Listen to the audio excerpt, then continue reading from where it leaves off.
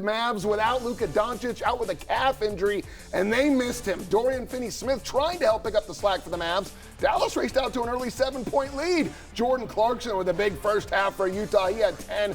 Jazz down 3 at the end of the first quarter. What a defensive game the Jazz played in this one. Rudy Gobert with 3 big blocks. Get it out. Bojan Bogdanovic was incredible in the first half. He almost single-handedly kept the Jazz alive offensively. 20 in the half for Bogey. Donovan Mitchell, on the other hand, struggled mightily in the first half. Just 2 points on 1 of 9 shooting. That block led to a bucket on the fast break by Reggie Bullock. Mavs up by as many as 9.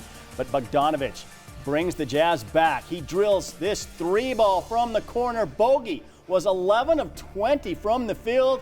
And just before halftime, it's Bogdanovic. 3-ball. Good. Jazz up by 2 at the break, 45-43. Third quarter, Donovan Mitchell finally comes alive. Look the out. stop-and-go drive, gets hammered. He gets it to go. He was fine. Mitchell poured in 19 points in the third quarter alone. What a turnaround here. Or a turnaround for Mitchell. Step back, banks it in. Jazz by 6. Down on the fast break, Bogey finds Donovan, and he throws it down. Boom. Mitchell, he's always been a great playoff performer.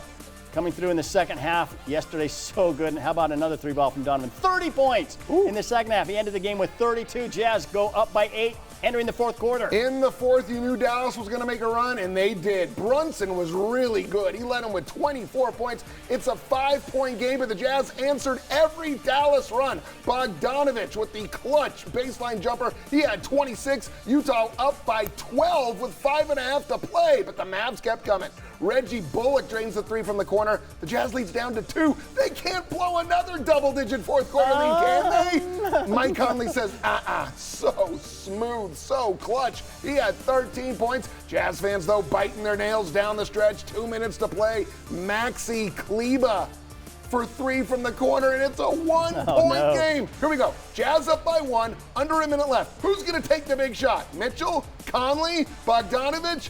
How about Royce O'Neal? They call him Buckets O'Neal for a reason. Biggest bucket of the game. The final 99-93. Game 2 is Monday. Here's what the team had to say after the game. It was a big make. I mean, every day I, keep shooting the ball. Shooters go through slumps, and then, just not thinking about the past, keep going to the future, and then keep thinking that everyone to shoot after that is going in. And, Don made a great play, found me, and then me just trusting myself and making it for him. If they're gonna leave him open, going ahead, taking the shot, making the right plays. And in that particular moment, he made the shot, that same shot fake slide. He's been working on that. I've seen it 1,000 times, so happy for him, and it was great. Really praised all over. After the middle of the first quarter, just made things hard for them. And they were very physical, and we had to match that. And I'm proud of the way we raised a lot. We out-rebounded about 20 rebounds. And there's, part of that is, when teams do go small, for us to use our strengths. For us, it's, we did our job. We got game 1. Now we got to go out there and get game 2. Not satisfied with this one.